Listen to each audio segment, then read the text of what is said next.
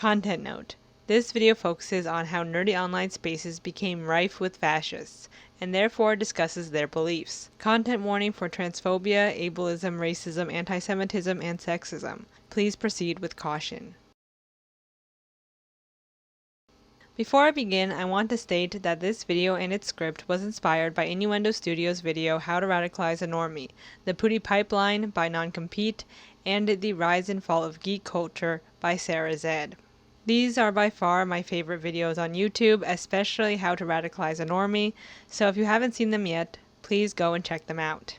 In this video, I want to bring up points that these creators made in their videos, but obviously add my own insight as someone who has spent my own time in nerdy fandom spaces. My thesis is that due to the rise in mainstream popularity of once nerdy subcultures during the early 2000s, cis-het white male nerds who tied their entire oppressed identity to their geeky niche interests were especially vulnerable to alt-right political ideology as the properties they knew and loved came under widespread scrutiny, and how once everyone was a self-proclaimed nerd, no one was. So without further ado, let's go.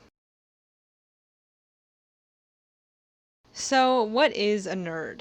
Well, if you Google the definition, it reads, a person who is extremely enthusiastic and knowledgeable about a particular subject, especially one of specialist or niche interest. The word geek, which is sometimes used interchangeably with the word nerd, has a similar definition. A geek is a person who is knowledgeable about and obsessively interested in a particular subject, especially one that is technical or of specialist or niche interest. The difference is that geeks typically are knowledgeable about tech, like computer geeks for example. Remember the Geek Squad? While nerds are into intellectual pursuits, like reading high fantasy books. There are also dorks and losers, and some people take these labels really seriously. In fact, if you're one of those people, you might be a nerd. Haha. I actually found dozens of articles from the late 2000s and early 2010s trying to discern the minute differences between geeks, losers, nerds, hipsters, and dorks, but in the end, it doesn't really matter. All of these words are describing the same type of person, that for the purposes of this video, I'm going to call a geek or a nerd. A person who is really enthusiastic about something or various things that aren't necessarily seen as acceptable interests by the mainstream. Think D&D, Magic the Gathering, role-playing games, cosplay, complex puzzles, comic books, manga, anime, video gaming, high fantasy and sci-fi works, etc. It's common for nerds or geeks to fixate on certain intellectual properties or on different facets of the world around them, like knowing a lot about flags for instance, or about an obscure book, or how computers work, etc. And though some of these interests may be acceptable, the hobby tends to go too far from an outsider's perspective, and thus people like this are seen as odd, and are unfortunately mocked for their personal interests and their enthusiasm for said interest. Yes, in short, nerds are people who get mocked for being excited about things that make them happy. This happens at school to children and teens, but also to adult nerds, who may spend their money on action figures, card games, or cosplays that are meaningless to the average person, but are worth every cent to the owner. People who fall under the labels of nerd or geek may also be a bit socially awkward or neurodivergent, but not all the time. The wildly successful show The Big Bang Theory is at times called nerd blackface, for how it creates caricatures of nerds for the audience to laugh at. Whether you agree with the term blackface being used here or not is up to you. I personally don't think it's comparable, and we should just call the show for what it is, ableist, sexist, and racist. But in all, the series begs us to look at how sad these adult men are for their childish interests, laugh at how they never got over their high school trauma, laugh at Sheldon's autistic coding. So because of social ridicule, either at the expense of the nerds' interests in niche cultural artifacts, or at their seeming social ineptitude, or both, it's no wonder that gatekeeping arouses around nerd culture, why nerds and geeks fight over labels of what to call themselves, and who gets to be a part of fandom. But in general, nerd communities and fandom spaces are happy places where people can make friends with others who have the same interests as them. It's especially good for people who have a hard time breaking the ice with others, like those who are neurodivergent, because the ice is already broken. Plus, being really fixated on something is seen as normal in these spaces, rather than weird. In addition, people already at the margins of society, people of color, people who are neurodivergent, and people who identify as LGBTQ+, gravitate towards nerdy interest because they want to get lost in another world, since the world they currently inhabit is actively hostile to them. And whether they get lost in coding, sewing cosplays, reading comics, or analyzing a great number of things, having an escape in your own community of people who share traits and interests feels good. And though fandom is very diverse with people from all walks of life, when people tend to think of nerds or geeks, most people think of cishet white dudes. Hence the reason the Big Bang Theory is hated so much. It whitewashed nerd and fandom culture. You might think of black nerds like Urkel or Carlton or Raj from the previously mentioned series, but in all, nerd representation in media tends to lean pretty white. And you might be wondering, why is that? After I just explained how diverse nerds are. Well, it's hard to give one definitive answer, but I'll try to do so here. Firstly, the properties that most fandoms form around are of cishet white dudes: Lord of the Rings, Star Wars, Game of Thrones, and Harry Potter.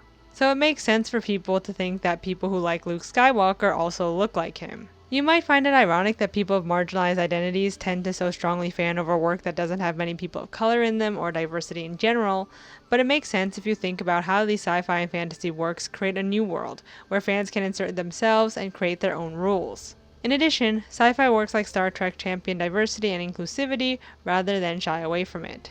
Also, sci-fi and fantasy works lend themselves well to reinterpretations and reboots. Thus, there's opportunities to make media more inclusive and evolve it as time goes on, as many nerdy properties tend to be older and aren't always the most progressive. Secondly, the studios who create these beloved properties just tend to put white fans at the forefront because that's where the money's at.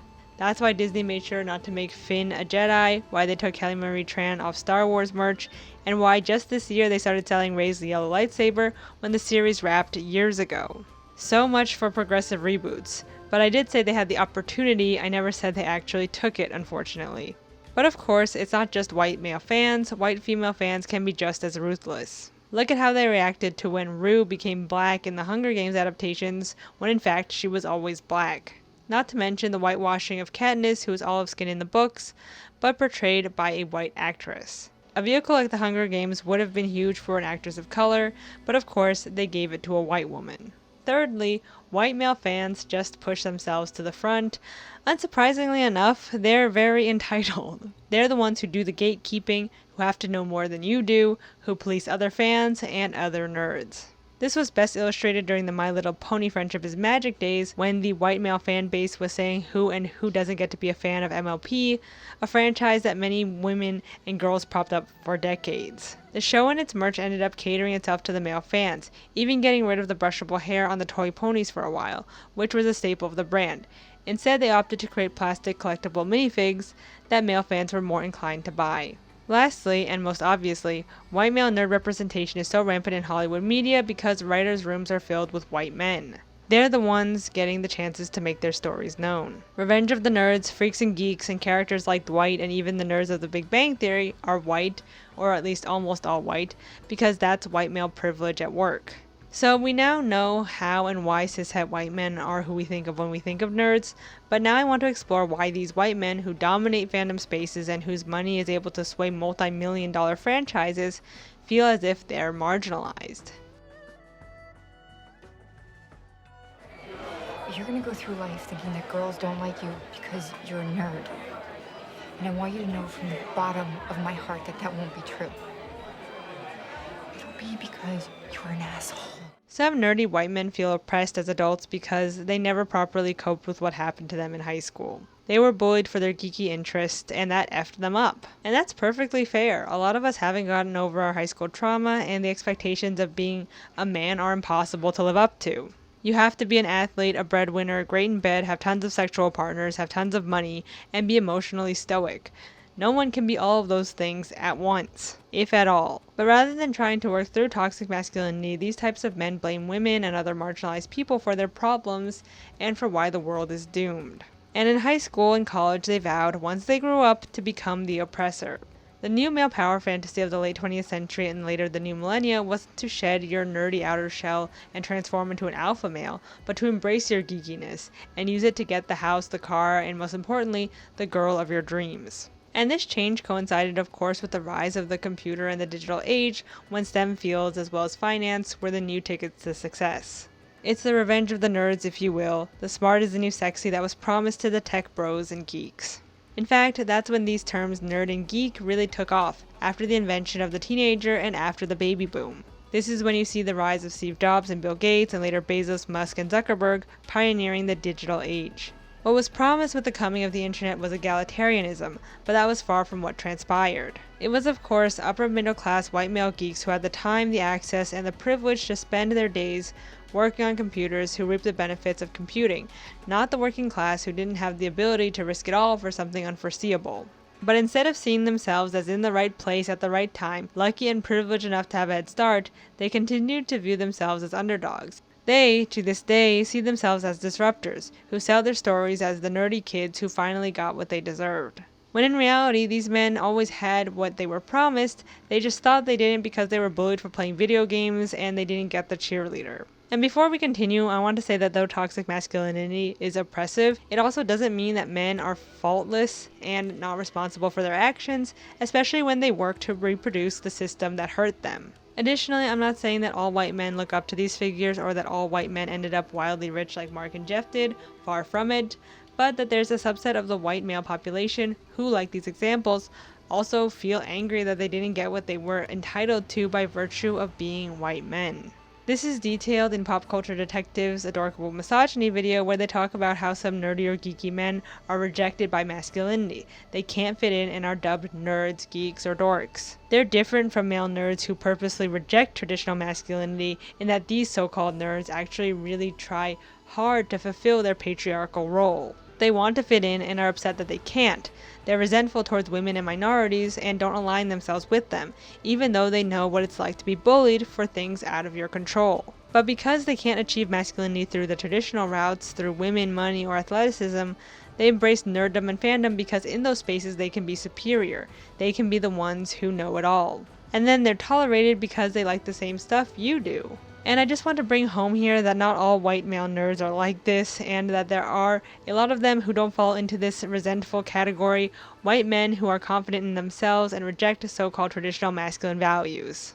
But there are some white men who are vengeful, and they can't be ignored because these self-declared nerds and geeks were the same men who later became part of an ever-growing fascist movement. To conclude this section, there's a subset of cis-het white male nerds who wear the geek label and are actually oppressed by toxic masculinity, but turn their backs on liberal ideology as a way to free themselves and instead embrace the right because that's where they have the most to gain and where their entitlement is legitimized. In addition, this demographic of people are the ones who don't really have to do anything about injustice or oppression. They have no skin in the game and just want to juxtapose themselves against actual underprivileged people because it benefits them. It positions them as nice guys, as victims, with a seemingly noteworthy cause, when in reality they're choosing to wallow in hate and misery because if they actually see the truth, that they're privileged and that there's a way out, it will destroy them.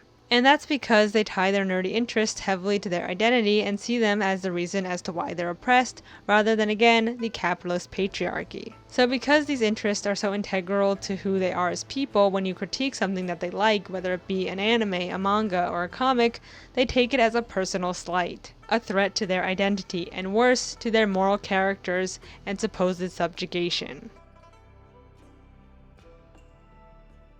So naturally, these types of people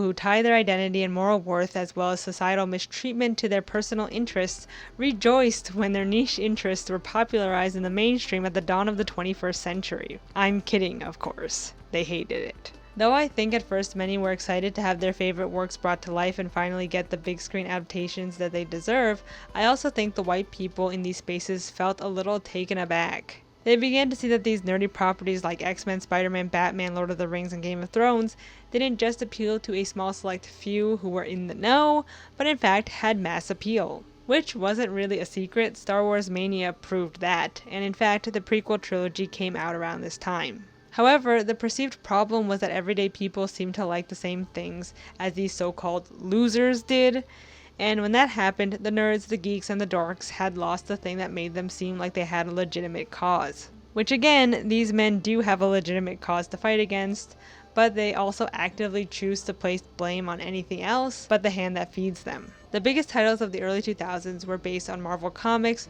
like the Spider-Man trilogy, and DC Comics with the Dark Knight series, and of course, like I mentioned before, the much-awaited Star Wars prequels. X-Men was also released along with 2 other movies. And of course, Peter Jackson's Lord of the Rings trilogy became some of the most awarded movies in history. For better or for worse, The Big Bang Theory, which premiered in 2007, also helped mainstream nerd culture, even if some people saw it as appropriative, since they both mocked the nerdy things that the characters liked, and also the characters themselves were called not nerdy enough because they just liked mainstream pop culture things. I personally don't like that last take as much because it gatekeeps what you have to like and know to be considered a nerd, when I think the label is based more on one's enthusiasm and dedication rather than the properties you're interested in.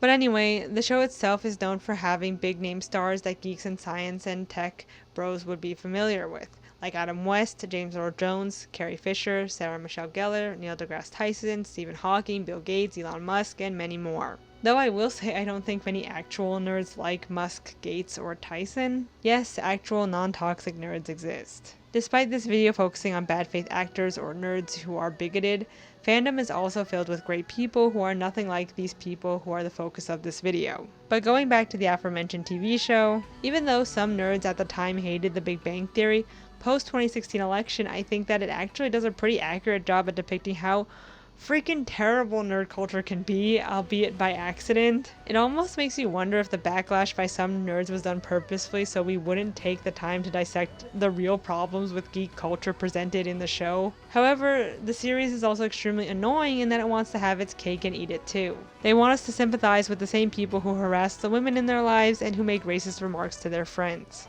In addition, Sheldon is heavily coded to be autistic, but rather than embracing that part of him, it's used as a comedic element. And not only that, but it's used to make him hyper sexist and hyper racist because he just can't help it. Being neurodivergent doesn't automatically make you a racist and sexist pig with no filter, and being on the autism spectrum doesn't give you a free pass to just say the worst things ever either. But the show relies on Sheldon's quirks, as they're called, as the show never diagnoses him, to get away with a lot of non-PC jokes, as well as to mock nerds and people with autism. This is mainly because Chuck Lorre has some vendetta against nerds, and rather than making a show about how awesome they are, they just do the opposite of that. But going back to my thesis, the mainstreaming of nerd culture upset fans who like to gatekeep and therefore saw this rise of geek culture as appropriative, and became angry that liking nerdy stuff was becoming in vogue. After years of being told that your interests are unimportant and cringy, I get how it can feel hypocritical that the person who bullied you for enjoying things now enjoys those same things. Though I should note that even though things like superheroes and fantasy books and even role-playing games became more normalized, there's still a line. I don't think people who are obsessed with anime or people who are furries are seen as cool, even though Converse did use fursuits to advertise their shoes in 2019. In all, the rise in popularity of stereotypically geeky properties made white cishet nerds and geeks look in the mirror and see that, wait a second, they had privilege all along. So with greater popularity of the things that they liked, white cishet nerds didn't just lose the part of their identity that was tied to their perceived oppression, they also faced the double whammy of having their beloved franchises and intellectual properties ruined by critics. And these critics were empowered with a new place to voice their concerns, the internet, which by the 2010s was now widely available and used by millions of people. Of course, criticism of these works already existed from fans and non-fans, but now the larger public had a say as well. The criticism came from both bad faith critics who solely wanted to ruin your childhood for money by pointing out flaws in media that were never actually flaws, and from what would later be known as SJW critics by the right, or people who wanted to point out more pernicious or problematic elements in nerd culture in order to identify them, so creators and studios stopped perpetuating the same tired, sexist, racist, trans, and homophobic tropes. The rise of nerd culture wonderfully collided with fourth-wave feminism, which led some people to cheer, while others called BS. If you're familiar with this story, you already know about Anita Sarkeesian, who sought to bring awareness about sexist tropes in video games and film. She, a video game herself, even conceded that, and say it with me, it's both possible and even necessary to simultaneously enjoy media while also being critical of its more problematic and pernicious aspects. But even with this conceit in every single video, she was dogpiled, doxxed, and sent death threats. She received non-stop hate from men who felt threatened by this brave new world where women were having a bigger and bigger say in fandom and pop culture. And even though they could never say it out loud, at the bottom of these angry video game nerds' hearts, they knew the concerns and criticisms were all valid. which is why it felt to them as though they personally were being attacked for liking things with problems. This examination of the properties that made them happy cut into them deeply, mainly because they simply saw them as an escape and entertainment. Since they're the hegemonic default as cis-het white males, it's harder for them to see any real problems with the things that they enjoy. In addition, as we've discussed before, they tie these properties to their oppression, and when they realize that what they like actually isn't oppressing them, and in fact oppressing others, they shut down. And this leads us to the last and most important reason as to why they can't take criticism of their favorite works, and that's because they see them as part of who they are. If they like something that's problematic, that must mean that they too are problematic, even if that's not necessarily true. Just because you like something with problems doesn't make you a bad person, but to people like this, it's all one and the same, and therefore they must die on this hill that whatever they like is flawless, and that you're just complaining about nothing, or being too sensitive, or a number of other excuses to not reflect on what they've constructed their identity around. And honestly, I blame nerd and geek culture for this bad faith take that if you like something with problems, you're quote-unquote stupid or a bad person. Like if I said, I like Beauty and the Beast back then, someone might say, so you endorse bestiality? And this was an actually very clever tactic used by bad faith critics all the time to make you hate criticism of anything and to eventually stop criticism and critics altogether. It was a technique used by angry men who didn't like the fact that their favorite show was being attacked, as they also saw this as a personal attack. So they decided to subject everyone to this horrible way of thinking to make it impossible to critique anything because no one wants to be called a bad person. So therefore nothing is really bad or needs to be critiqued or fixed. Let's just go back to enjoying things. These angry nerds wanted to make criticism of the things that they enjoy look ridiculous, and through bad faith takes they did just that. They diminished the value there is to be had in criticism, so you too would also devalue criticism. Not to mention with a slew of bad takes, it made it harder to discern what good faith criticism was. One of the worst side effects of nerd culture going mainstream, in my opinion, was tying your morality to the media you consume, but thankfully, for the most part, that era of criticism has finally subsided. Now let's talk about the nerd to fascist pipeline, or how machine learning algorithms radicalized nerds to the alt-right in the 2010s. Basically, this system is the end result of everything we've been talking about. Firstly, you have some angry cis-het white nerds internalize the late 20th and early 21st century patriarchal male power fantasy of going from lowly nerd to tech millionaire. From there, they become even angrier when they become disillusioned with that dream, since only a small handful of geeks and nerds ever actually achieved capitalistic success. But rather than blame the capitalist patriarchy and toxic masculinity, they begin to believe that their oppression stems from the content they enjoy and identify with, and turn themselves into victims. But then this narrative too becomes disrupted when later the same material that they based their identity on became widely loved and accepted, thus making these men even more spiteful.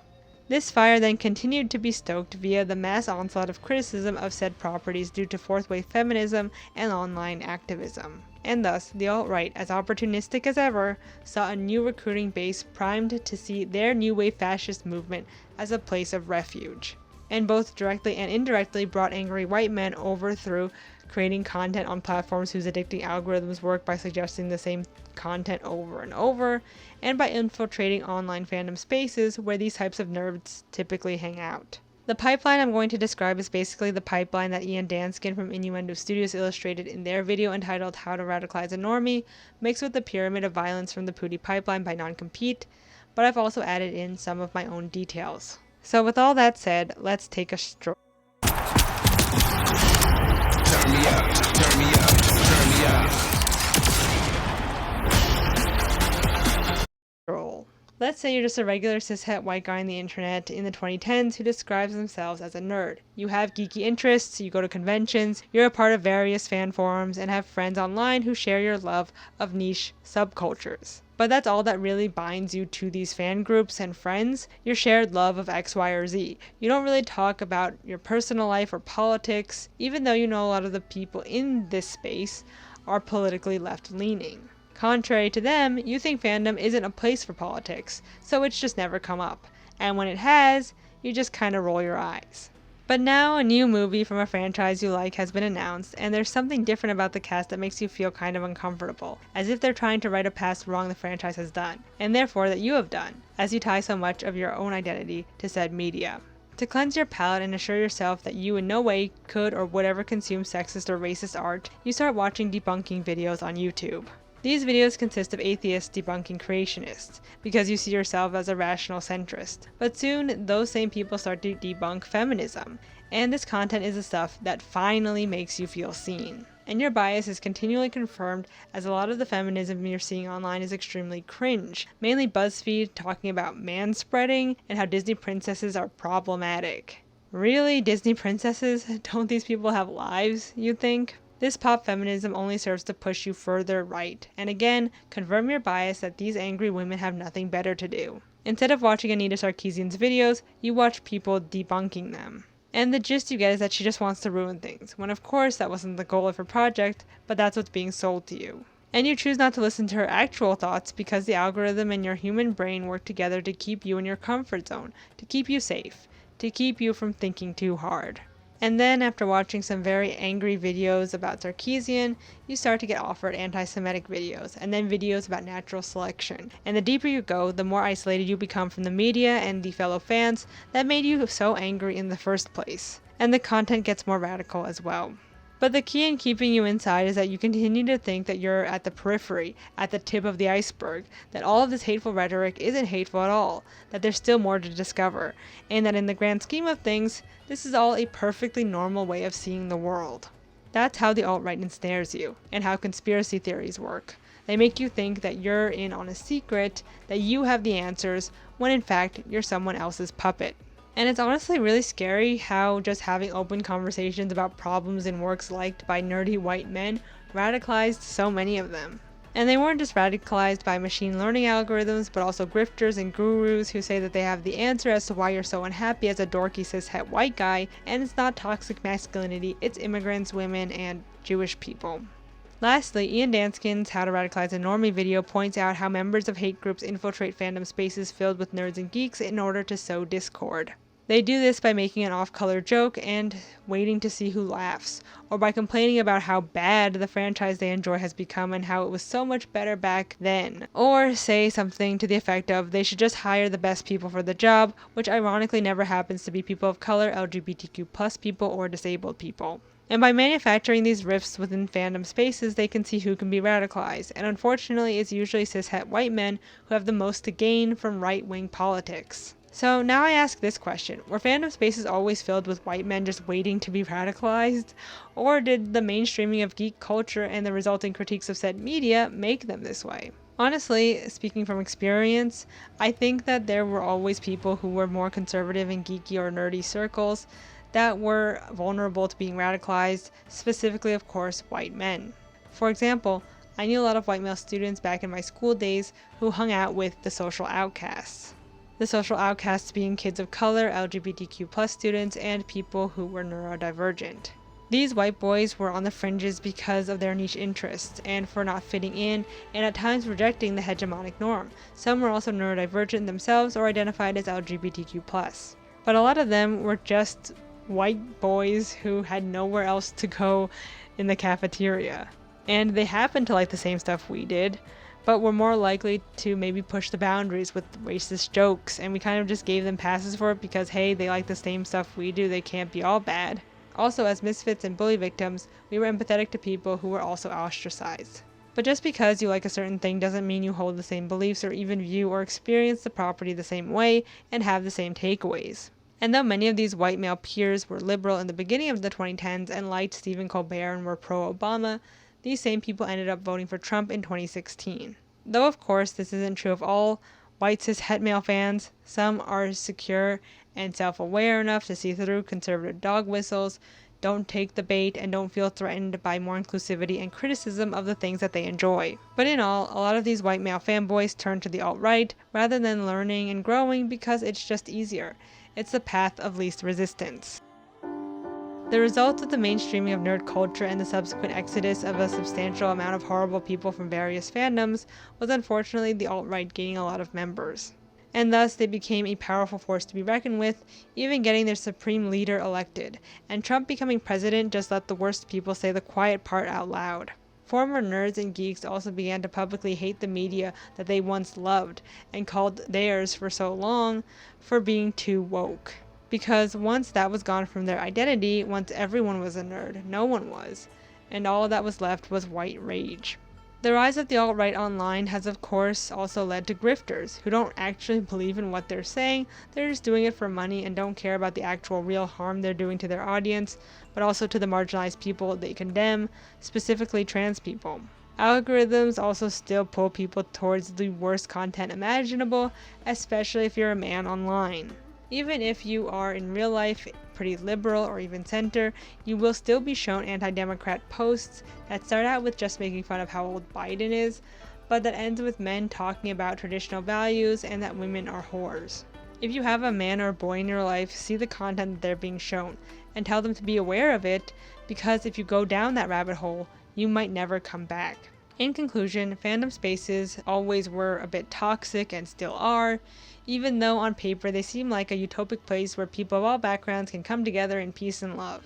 And though fandom can be fun and a great place a lot of the time, there's always going to be gatekeepers and just god-awful people waiting for an excuse to be, well, god-awful. And now we have to be extra vigilant for people actively trying to radicalize us within fandom. I'm trying to find a silver lining here where I can say things will be better in the future, but I can't really say that yet. Only time will tell. In all, I do think it's good that Disney, for example, is standing by their actors of color, but it took so goddamn long that it's not even that commendable at this point. In the end, the only thing these studios, who are run by majority white people, specifically white men, care about is money. They don't care if a creator is transphobic, anti-fascist, they don't care about the fans on the margins who propped up this property to begin with, they only care about the bottom line and who holds the most disposable income, which are people who look like them. I think the best way individuals like us can make a change is not taking the bait when people want to start an off-the-cuff conservative debate about how the media today is being ruined by the liberal agenda. The best thing to do is block, ignore, and shut it down before it starts, because one of the debate tactics of the right is that everything is up for debate, and they make sure the debate is never over, so it always seems as though they're winning. Watch the alt-right playbook for more info. You can also make it known to those around you that you don't tolerate bigoted shit, even if it costs you relationships, because the worst people are those who do and say nothing at the time of injustice. Not to end this video on an incredibly corny note, but as Dr. Martin Luther King Jr. said, the ultimate tragedy is not the oppression and cruelty by the bad people, but the silence over that by the good people. So that's it for this one. I hope you enjoyed it, and I'll see you in the next one. Bye.